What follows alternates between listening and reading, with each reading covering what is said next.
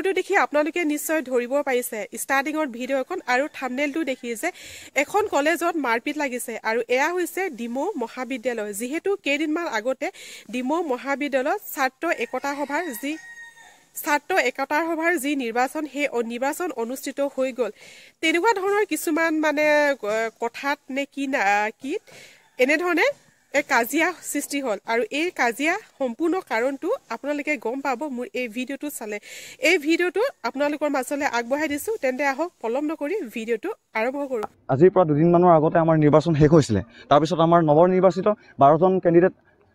13জন total 13জন candidate আমাৰ নৱ নিৰ্বাচিত হিচাপে ইয়াত ঘোষণা কৰিছিলে আৰু প্ৰাৰ্থী জয়ী হৈছিলে তাৰপিছত আমাৰ ডিমৌ মহাবিদ্যালয়ত প্ৰত্যেক বছৰে ডিমৌ মহাবিদ্যালয়ত নিৰ্বাচন হৈ যায় তাৰ পৰৱৰ্তী সময়ত দুৰ্গেশ বাজাজ নামৰ এজন ল'ৰাই এজন ল'ৰাক আঘাত কৰে লিখিত এখন দিয়া বাচি যায় এই বছৰো তেনেকৈ ধৰণে একো পৰিৱৰ্তন নহ'ল এই বছৰো তেনেকৈ ধৰণে দুৰ্গেশ বাজাজ আৰু নুৰ খান নামৰ দুজন ল'ৰাই আমাৰ নৱনিৰ্বাচিত যিজন বয়স কমৰ ছেক্ৰেটাৰী তেখেতক হাত তুলিবলৈ আপোনাৰ নিউজ গগৈ আমাৰ কমলদৈপুলৰ ছাত্ৰ আমাৰ ডিমৌ মহাবিদ্যালয়ৰ ছাত্ৰ কমলদৈপুলৰ এজন ছাত্ৰ ডিমৌ মহাবিদ্যালয়ৰ ছাত্ৰ সেই ল'ৰাজনক ক্লাছ কৰি থকাৰ অৱস্থাত ডিমৌ মহাবিদ্যালয়ৰ অধ্যক্ষ মহোদয় থকাৰ অৱস্থাত কেনেকৈ ধৰণে হাত লগাবলৈ সুযোগ পালে সেই তাৰ কাৰণে আমাৰ প্ৰশ্নবোধক হৈ আছে আমাৰ ডিমৌ মহাবিদ্যালয়ৰ ছাত্ৰ কথা তৰফৰ ফালৰ পৰা আমি এইটো কথাই ক'ব বিচাৰোঁ দুৰ্গেশ বাজাজে নহয় ৰাজহুৱাকৈ ক্ষমা খুজিব লাগিব নহয় তেওঁক ৰেষ্টিকেট কৰিব লাগিব তেওঁ ৰাজহুৱাকৈ ক্ষমা খোজক তেতিয়া আমাৰ ডিমৌ মহাবিদ্যালয়ৰ ছাত্ৰ সমাজে আমি তেওঁক ৰেহাই দিম আজি আৰু ক্লাছ চলি থকা অৱস্থাত দুজনমান ছাত্ৰৰ মাজত এটা সংঘাত সৃষ্টি হ'ল কিহৰ সংঘাত হ'ল কি কথা হ'ল আমি বিশেষ নাজানো আমাৰ যিজন একাডেমিক ইনচাৰ্জ বাইদেউ আছিলে বাইদেউ গৈ কথাখিনি হস্তক্ষেপ কৰিলেগৈ আৰু তাৰ লগে লগে আমাৰ উপাধ্যক্ষ মহোদয়ে তাত সোমাই কৰিলে আৰু বাকী ছাত্ৰকেইজন আমি ইয়ালৈ আনিলোঁ অনাৰ পাছতো আমি দেখিছোঁ যে পৰিস্থিতি বিশেষ শান্ত হোৱা নাছিলে কাৰণ আমি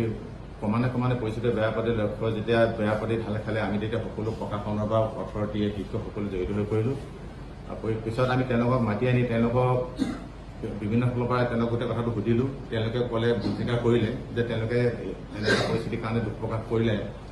কৰিলোঁ এতিয়া যিহেতু আমাৰ প্ৰশাসনৰ কিছুমান নীতি নিয়ম থাকে কিছুমান নৰ্মছ থাকে যিহেতুকে আমাৰ ছাত্ৰ আমাৰ ডিচিপ্লিনাৰী একশ্যন কমিটিৰ কথা থাকে এতিয়া যিহেতু আমি লিখিতভাৱে অভিযোগ পাইছোঁ এতিয়া আমাৰ ডিচিপ্লিনাৰী একশ্যন কমিটি বহিব আমাৰ একাডেমিক ইনচাৰ্জ থাকিব শিক্ষক প্ৰতিনিধি থাকিব উপাধ্যক্ষ থাকিব তেওঁলোকে এই যিখন আবেদন আহিছে আবেদনৰ ওপৰত ভিত্তি কৰি যিজন ছাত্ৰৰ ওপৰত অভিযোগ আহিছে তেওঁলোকে এটা নিৰ্দিষ্ট বা তেওঁলোকে সিদ্ধান্ত এটা গ্ৰহণ কৰিব আৰু এই আমাৰ দুজন ছাত্ৰৰ ওপৰত অভিযোগ আহিছে বিশেষকৈ যি দুজন ছাত্ৰ ইয়াত প্ৰত্যক্ষভাৱে জড়িত Durgesh Bajaj BA first sem Nur Khan BA first sem Dimow মহাবিদ্যালয় এই দুজনে ইতিমধ্যে আমাৰ ভুল স্বীকাৰ কৰিছে লিখিতও দিছে আৰু এনেকুৱা ওপৰতে মুখ্য অভিযোগটো আছে এতিয়া যিহেতু আমি এই দুজনৰ ওপৰতে আমি আমাৰ ডিচিপ্লিনাৰী একশ্যন কমিটি অনুষ্ঠিত হ'ব তেওঁলোকে ডিচিপ্লিনাৰী একশ্যন কমিটিকে সিদ্ধান্ত গ্ৰহণ কৰে তেওঁলোকে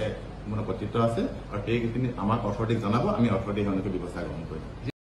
আপোনালোকৰ মাজলৈ আগবঢ়ালোঁ আৰু ভিডিঅ'টো চাই কেনে লাগিলে আপোনালোকে মোক কমেণ্ট কৰি জনাব তো ঠিক আছে ৰাজ আজি ভিডিঅ'টো এটা সামৰণি মাৰিছোঁ পুনৰ লগ পাম নতুন এটা ভিডিঅ'ৰ সৈতে আজিলৈ বাই বাই